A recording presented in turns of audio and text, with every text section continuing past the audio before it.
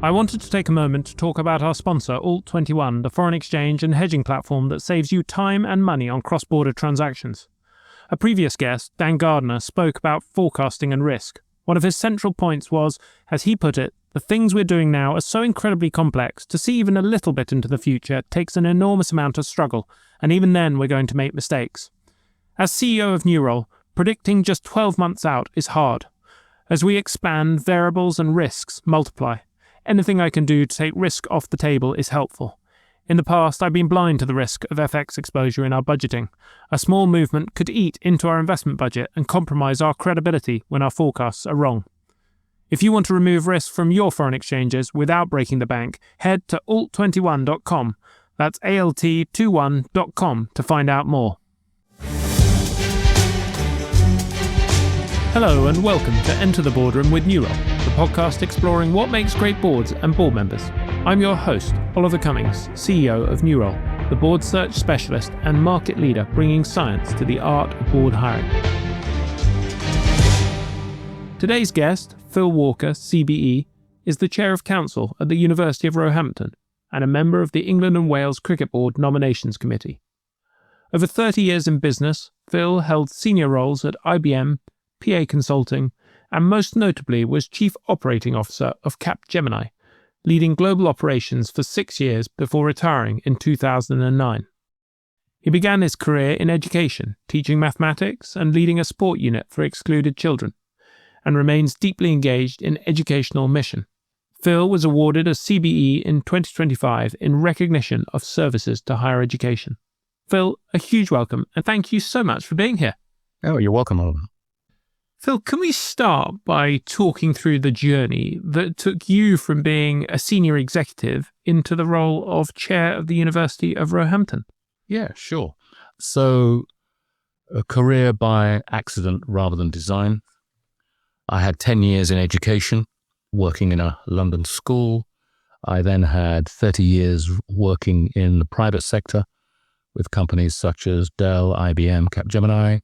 I then had 10 years running my own firm, and at about the age of 60, I retired is the wrong word, but sought other avenues, bumped into the previous vice-chancellor of Roehampton.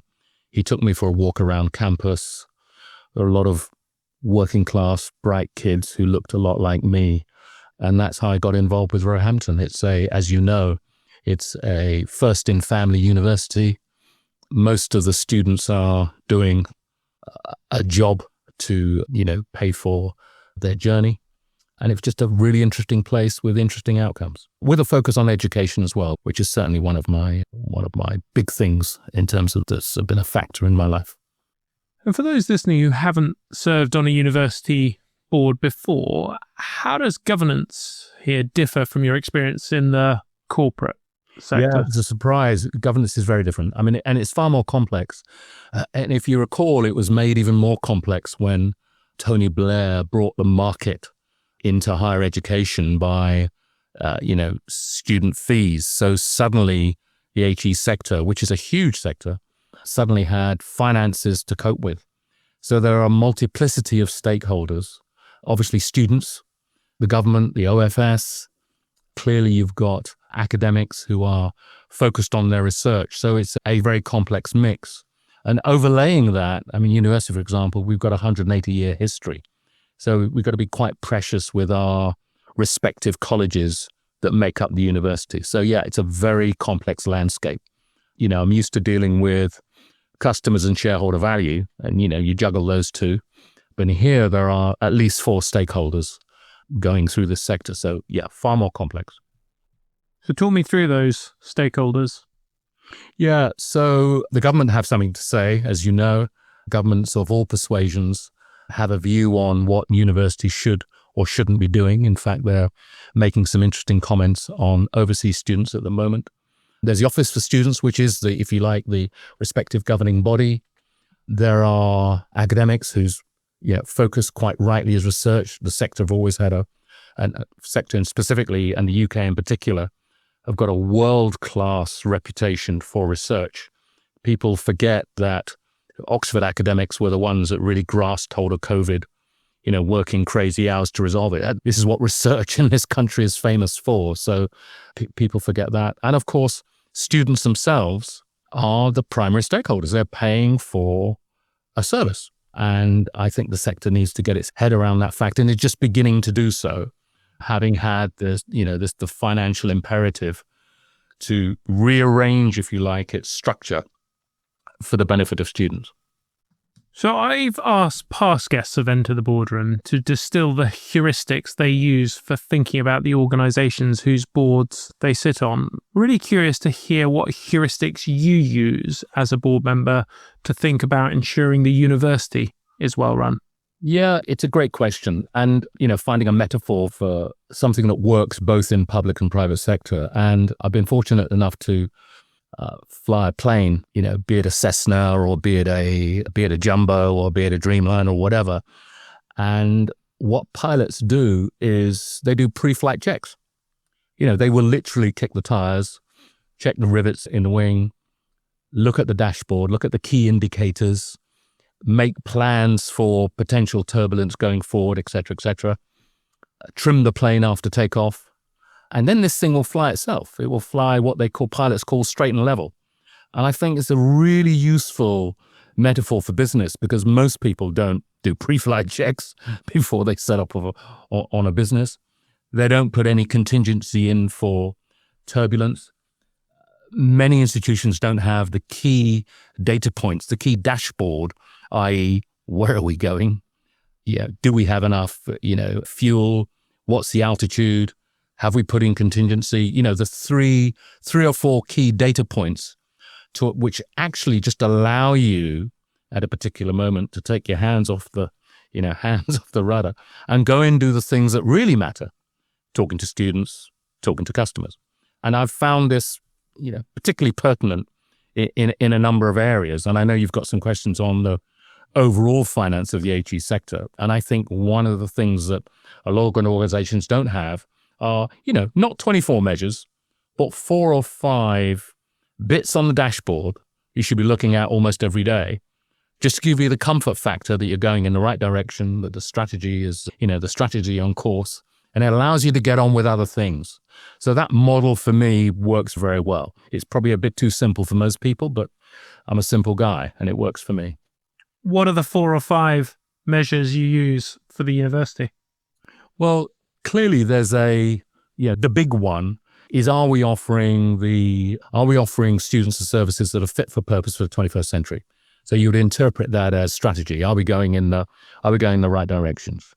2, finances. Are the courses, what we would call in private sector, washing their face? So not necessarily they're making money, but, is this a viable proposition going forward? 3, what's the turbulence? If a government come along and say, as they have done, we've got this thing about overseas students, what would be the impact? What would be the impact on our business model? And 3, having had 10 years of, if you like, constraints on student finances, as you know, they've been held static for 10 years. And it's only just this year there's been an allowance to increase student fees. The question is, what are the other revenue streams we should be looking at in order to balance the books? So you talked about a dashboard and measurement. How do you measure those things? Do you have KPIs that link to each of those? Yes, we do. So we have somebody who's responsible for that dashboard. No surprise, amber, green, and red on various key elements across the business. Far more sophisticated in the way I'm describing it, but that's pretty key. And what I'm quite keen on is having information, that day, if not that week, as opposed to the traditional way of managing an institution, which is looking at data that's a week or a month old. I've been in many meetings where people are looking at data that's a week, 2 weeks, or even a month old. And, in the 21st century, I don't think that's a viable position to have. That lagging data, it's a bit too late. What does that look like for answering that question of, are we offering the students services that are fit for purpose? Well, students will, in this sector, we have student surveys. And so students will tell you, if you ask them and talk to them in terms of, why are they here, what courses they want to do, And if they don't mention the courses you offer, you realize you're in a rather poor place. We have a pretty good alumni network where past students will say, well, I did, this course or that. I did course A and course B, and it hasn't been fruitful for me in the world of work. Or conversely, that's been absolutely great, and I wish I'd done additional modules on this particular course. So it's a feedback loop, as you would do in private sector as well, in terms of what's working, what's not working. How do you break down that past and current student feedback into a simple dashboard? Well, there are objective, handwritten, verbalized reports of what's working. I mean, just to pick up your previous point, we know that our students will have 5 or 6 or 7 jobs during their career. So that alumni connection is really important. You studied history, but you're now working in finance. Talk to us about that. Did the history degree help in any way, et cetera, et cetera? That's one element. But also behind the dashboard are real numbers in terms of, what works and what doesn't work, what is attracting, the volume of students for each particular department and in each particular module. So we have all that data that sits behind the dashboard. We have all the numbers. As you look back now, what have been the 3 defining moments that have most shaped how you operate today as a board member? Okay, that's great. 3 defining moments, and I've thought about this quite a lot, actually. And, the defining moments, there was one event and then 2 people, if I may. So the first person I'd mention would be in the 80s, before you were born. There was a head teacher called Alessandra Wilson of Walsingham School, and I was running it's called a support unit as part of her school. And in her board meetings, they were the most efficient meetings I've ever sat in, and they'd influenced me a lot. Firstly, a lot of cake and very nice tea, but the rigor and management of her meetings were phenomenal. Woe betide anybody who hadn't read the papers prior to the meeting. And it was efficient and clear, and meetings lasted no longer than an hour. And this was back in the 80s. And it just stayed with me because, if you get 10 people in a room, they all want to talk. And that's interesting. But she kept to the agenda, kept to the point, listened very hard, and people came away with actions. But it was done in a very efficient and an elegant manner. And that was my first insight to how to run a board meeting. The second defining moment, I think for a lot of people, was COVID, which we're still suffering some of the ramifications of. Because COVID was, and I joined university just as COVID hit. And by the way, and so did the Vice Chancellor here.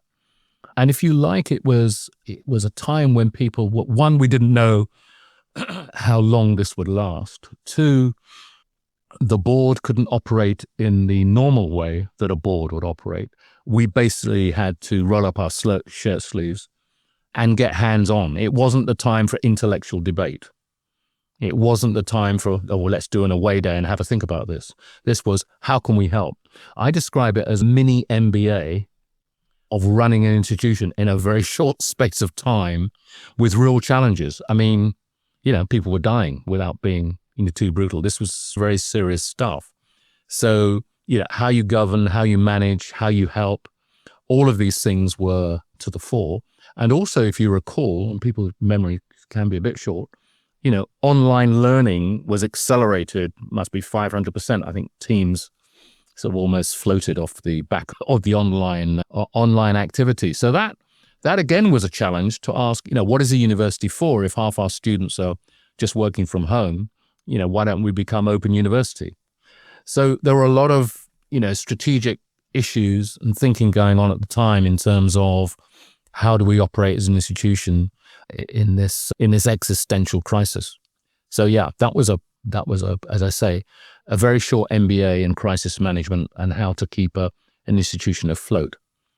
The third thing I would mention, I was fortunate enough to have 2 years watching and working with my predecessor, Sir David Bell, an absolute consummate chair. I learned so much from watching him. He had the powers of summation that I've never seen in any other individual. And his power of listening was something that I took a huge lesson from. So I'm very fortunate to have him as the previous chair and learn from him. So those would be the three things. So the second example you gave was that COVID experience and what you call the mini MBA and in crisis management. Can you bring that to life with some examples that someone listening who's a board member can take into their board practice? Well, yeah, I mean, without sort of upsetting anybody going back, but if you recall, we had, there were yellow stickers on pathways guiding people in a way to work. There were food we had to take into students because students were locked in their dorms. Yeah, there was a lot of work going on, online. How do we distill our courses to students that are staying at home? How do we look after overseas students who, couldn't get to the airport and were stuck in accommodation? So there were lots of balls being juggled in the air. And if you recall, we didn't know whether this is going to be 1 month, 1 year, 2 year. So, we were juggling things and making stuff up as we go with various instructions from, government agencies. One minute we could meet in 2s, next minute we can meet in 6s, next minute you can only walk with your partner, et cetera, et cetera. So things were, in fact, we had something the Vice Chancellor and I talk about. I think we've had 5 education secretaries in the tenure that I've been working, each with a particular agenda, some of them helpful, some of them less helpful. So yeah, as I say, it was this MBA that was just juggling stuff, making stuff up as you go along. And it wasn't the time to, as I said, it was all hands in. It wasn't the time for grandstanding. It wasn't a time for big announcements. It was a time to keep people safe. The third influence you talked about was this incredible ability of Sir David Bell to surmise what had been discussed and listen. Did you get an insight into how he went about that you've been able to use now? Yes. I was acutely conscious that if I analyze myself, I'm entirely capable of dominating a meeting. And that as a chair can be a fault. He had this capacity to talk less than most people, but listen harder than everyone. But then his capacity to summarize the session at the end and leaves a nudge or a direction was incredibly elegant. So how does that translate into what you do now as a chair? Is it that you are actively reminding yourself to speak less? Yes. And in terms of that ability to summarize, pull the discussion together, does it simply flow from that of having listened more and spoken less that it becomes easier to summarize because you got more time to think? Or are there other hacks that you think he or you now use? Yeah, what I noticed, he was jotting the salient points. He was jotting the salient points down that he wanted us to summarize with. And again, the issues that needed further exploration were always part of the end summary. Yeah, universities have a lot of things to talk about, and you can end up talking about the wrong things. Again, the knack of distilling the 3 key things that we should be talking about, over the supper that, we've now instituted at the end of every board meeting. I think a previous one of your interviews, I think an individual spoke about either dinner before the boardroom or dinner after the boardroom. And I think that's a very powerful thing to do, because we as humans, we break bread around the campfire. That's what we do. And so there's the board meeting, there's the formal stuff. As we all know, the informal stuff is equally as powerful in terms of just getting to know people a bit better in a slightly more relaxed environment. So a couple of your board members have mentioned, the pre-meeting lunch or post-meeting supper as a powerful addendum to everything that's going on. Interesting. I'm just rereading Chris Foster's Never Split the Difference, who's the FBI negotiator, and it's a very powerful reminder of his insight when he first came into the world and was dealing with a whole load of academics. They were all assuming rationality amongst the people they were dealing with. And his insight from years of experience within the FBI and negotiating with terrorists was actually a lot of it is emotional. And a lot of the research at the time had forgotten that, which I think is what some of that breaking the bread taps into and allows you to get behind the meaning of what the rational surface is telling you. Yeah. And, boards are, perhaps it's a different podcast, but boards are almost an irrational thing to do. If you look at any sort of Greek, African or Chinese philosophy, you meet around the campfire, sing a song and tell stories. That's what you do. We tell stories. That's how we've developed. That's where our insights come from. That's where our research comes from. That's how we learn. Sitting 10 people in a room around a table with a piece of paper is quite an artificial thing to do.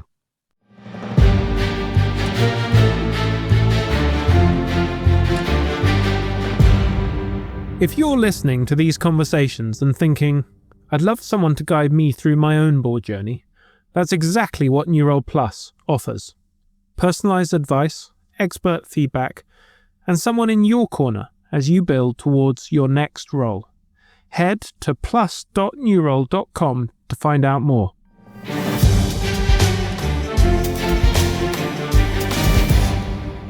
Do you think boards need to become more informal and lean back more into that storytelling and sense of human identity? Yeah, there is something about how do you allow people the freedom to talk within a structure. There is one of the things that I did in one of the companies I worked for, there were always sales meeting on a Monday morning, which I thought was a bit odd. And so why are we talking about the same thing every Monday morning when the data hasn't moved much? So why don't we do the meeting, once a fortnight, if the data hasn't moved, and, make a more efficient time. People are having meetings because they've always had meetings. And there's rarely analysis of why are we doing this and why are we doing this now and why does it take 2 hours? So I think it's worth challenging some of that. I think the pathway that a couple of your chairs have spoken about is the relaxed informality post-meeting or pre-meeting, where you find out a little bit more about people. But I do believe there's work to be done in terms of, I think I read somewhere there are, 500 million people in meetings around the world at any one time. That strikes me as a lot of meetings. And, we know the apocryphal stories of Bezos having half-an-hour meetings and everyone's standing up because if you sit down, you get too comfortable. All of that stuff. So there's work to be done about the formality and structure and outcome of meetings. And are they as productive as they could be? I like that as a heuristic. If the data's not moving in the meeting that you're discussing, why are you having that meeting? Is it that you've got the wrong data that you're looking at and you're looking at lagging rather than leading metrics and you're trying to move the output metrics but you're not looking at the right metrics, or are you just having a meeting too frequently? Absolutely. And I would argue the latter. I think people have meetings on a particular day because that's what they've always done. Yeah, we consistently in our executive roles look to experiment with killing meetings and seeing if we miss them, and it's very rare that when you kill a meeting, anyone is going, let's bring that back. Exactly. Just want to go back to that summarization skill that you talked about, and because it sounded like there was a bit of a framework in the way that he was summarizing things, and that he had this bucket of anything else that we should explore more, and then the key points that we take out from this meeting. Were there any other subheadings like that you use, or were those the two main headings for summarizing? I think those are the two main headings. And I think the other thing he did, which, I've picked up as well, are, pre-meeting meetings, the little telephone call, prior to the, it might be a week before or a month before even, prior to the actual formal meeting, he would have had 2 or 3 discussions, which I now do, on key salient points, just to make sure that, the full understanding and up to speed. So there's homework that's gone in prior to the formal board meeting. And then there's some, what I call serious listening, and that summation that we've both spoken about. 70% of universities are expected to be in deficit next year. I'm really interested to hear, what are the 3 most challenging strategic issues you're wrestling with today as a university board? Okay, so that would be one, if you freeze revenues for 10 years, if you freeze student revenues for 10 years, that's a huge challenge for any business if they can't do anything with their prices because the government said you can't. The second one would be, are the courses fit for purpose? And that's a dashboard which we're constantly monitoring. And who knows? Everyone's talking about AI and have my views, which I'm sure we'll come on to. It's going to destroy all jobs or it's going to create other jobs. So I'm sure we'll come on to that. That's a big one in terms of, what's the future model. And the other element is the intervention of governments of all persuasion. I mean, everyone seems to have a view on the NHS and everybody has a view on universities. And they're not slow coming forward with ideas. So those would be the 3 things. Boards everywhere are being faced with ever more complex ethical dilemmas. In 2025, Roehampton University announced it will no longer allow fossil fuel mining or arms companies to participate in its careers and recruitment activities. And that ban sits within a wider movement. Over 100 UK universities have divested from fossil fuels. Were there divisions within the board on excluding fossil fuel and arms companies? And how did you as chair manage those differences? Well, I mean, firstly, I can't talk for every universities, but there were no divisions actually, because the fossil fuel debate, and by the way, your timing is great because I think COP begins today. I think COP 30 begins today with Mia Motley, a fellow Barbadian, chairing the talk. So the fossil fuel debate should be seen within the context of sustainability. So not necessarily the ban, but the desire to wean off fossil fuels was part of a sustainable project that universities took on board. And universities started looking at themselves. So most of our power is now renewable. We grow food on site for the student union. We're encouraging people to use electric cars. So it wasn't just the fossil fuel debate. It was, are we sustainable? There's a lot of research that many universities have done about global warming. We know that we're going to miss the 1.5%. It's going up to 2%. If you look at, my buddies in Jamaica, I know we were talking about this particular hurricane. Actually, there were 3 other hurricanes in the Caribbean this year. So you talk to people in California about fires, talk to people in Europe about floods, talk to people in Yorkshire who've had 3 floods in 10 years. The evidence and the science is there that something's happening. Where this fossil focus came from was students were saying, we need to do something about this. And it wasn't that they were going to, BP were going to go out of business or Shell were going out of bit or whatever. It wasn't. This was more of a nudge and an indication to say, we take these issues seriously. The evidence is there that we are having an impact on the environment. And the evidence, I don't think some people are challenging that and saying, burn, baby, burn, but we're not. And so we think there is something there. We think the direction of travel is the right one to do. There are some great innovations going on. Gillian Tett in the Financial Times this weekend was talking about the importance of wetlands in the UK. Wetlands as a barrier to flooding. So, it isn't just fossil fuels, it's a sustainability agenda on what can we do about those things. And there are some positive signs. Radio 4 were talking about cleaner fuel for aircraft. We have and again, all of this research comes out of universities. And so we can move the dial. I'm not saying it's going to happen tomorrow, but what the students were saying, and we as a board need to listen to our, your original question, who are our stakeholders? Well, it's students. And they're saying, we have a concern about the environment. We think the world is hotting up. What can we as a university do? Rather than just talk or publish a paper, can we get our own house in order in terms of sustainability, renewables? As I say, our power is all from renewables at the university. I mean, that's a pretty big step. That's taking responsibility. And actually, as a board, we applauded our students for taking this seriously. Okay, because if I were a student now, I'd be thinking, can I get a job and how much debt have I got? That would be my, yeah. And we're actually, in addition to that, we're concerned about how we live, where we study, where we work, and can we lose less fossil fuels, and can we be greener in our day-to-day work at the university? And as a board, we thought, you know what, that's a pretty sensible thing. If I've just finished the point, the ethical question you ask was less about fossil fuels and more about the understanding of how does money work globally. And this will be your area. Because if you look at any pension fund, finding a pension fund, without a pharmaceutical company or a tobacco company or a fossil, or an oil company would be really difficult. In fact, the Church of England had that problem 10 years ago when they looked at their investments.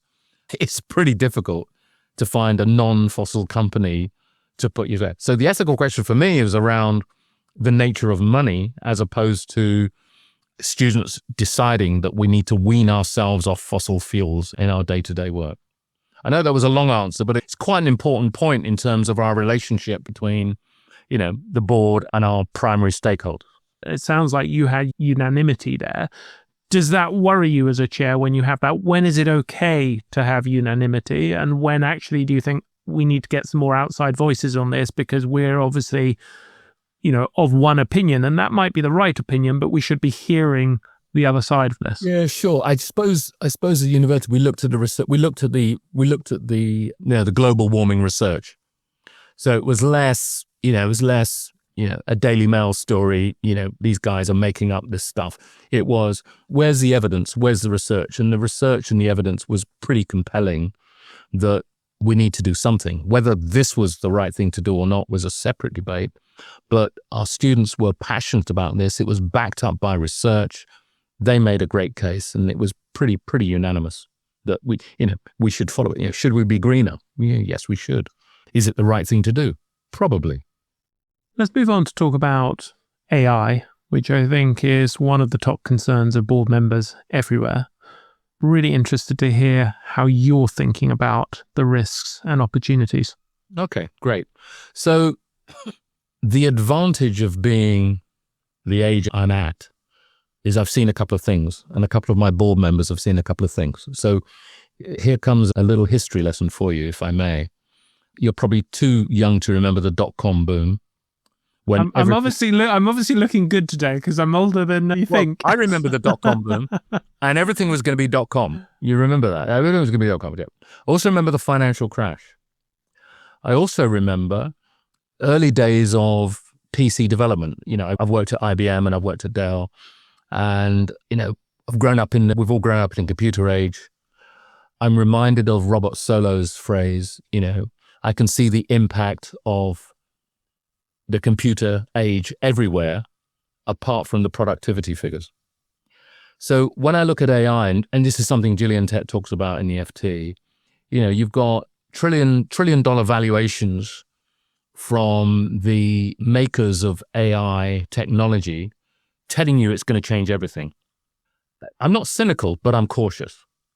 When I look at AI, and I have a slight technical background, having spent some time in Dell and IBM and other places, will it change some stuff? Yes, it will.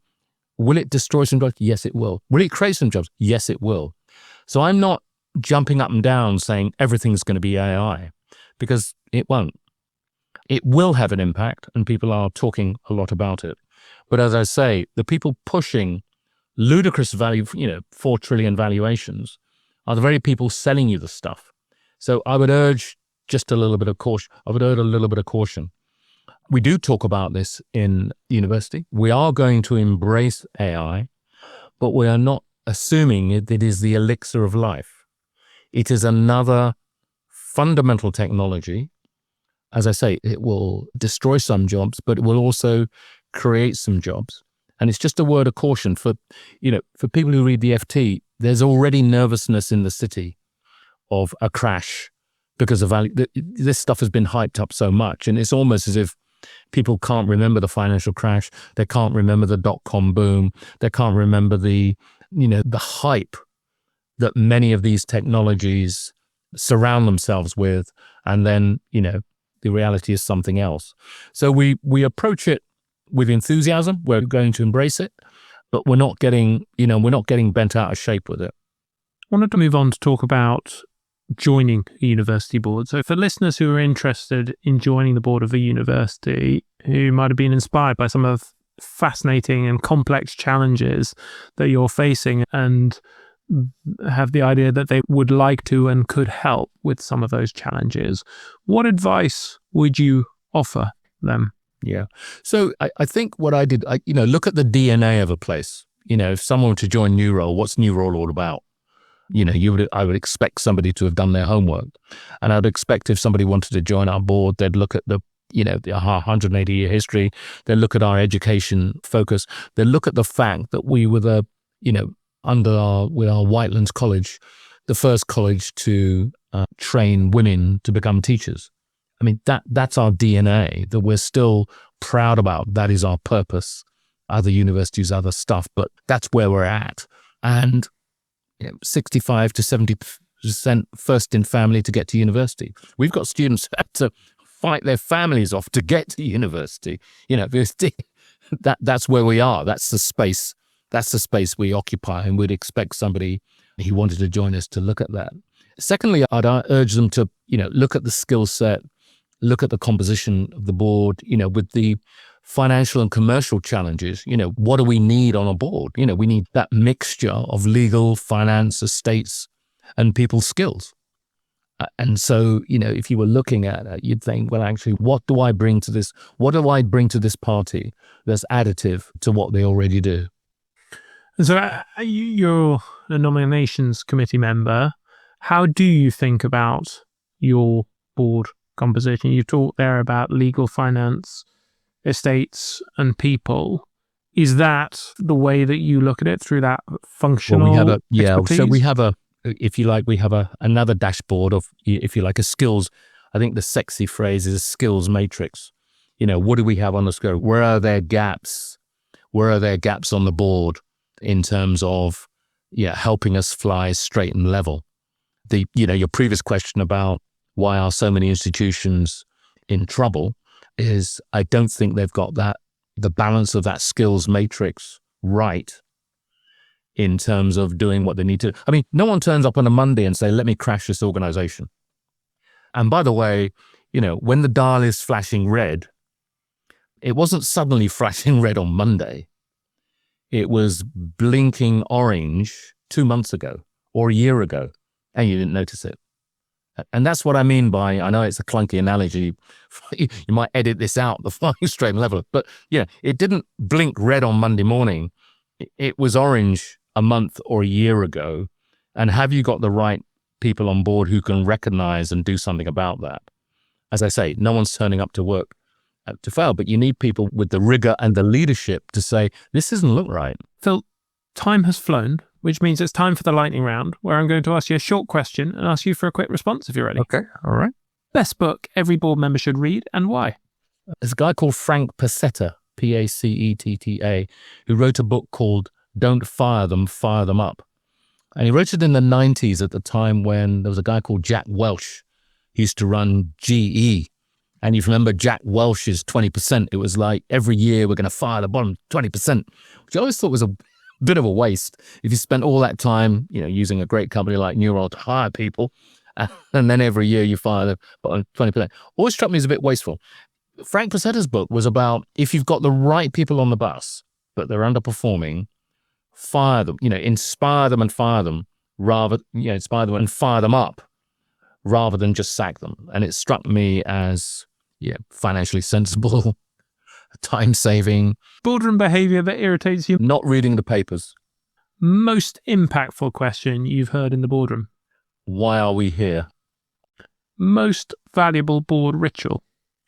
I think breaking bread after the meeting. As I said, we're designed to tell stories around a campfire. That's what we're designed to do. So maybe we should just have supper. I don't know, maybe.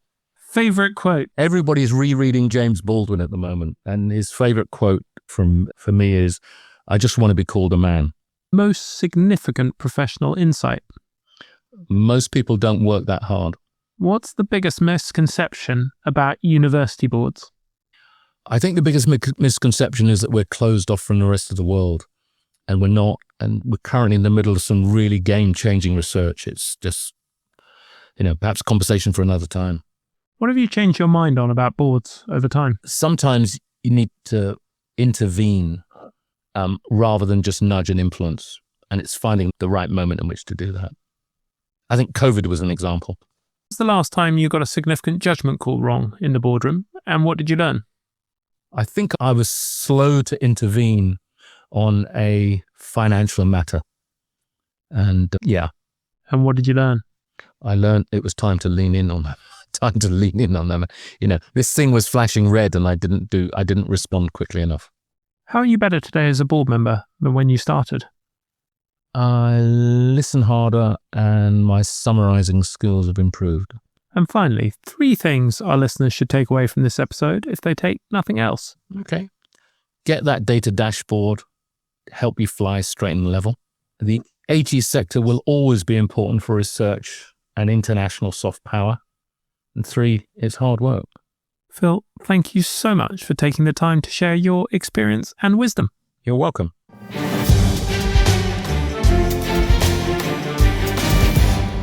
If today's guest has got you thinking about your own board journey, New Role Plus, our premium level of membership, is there to guide you.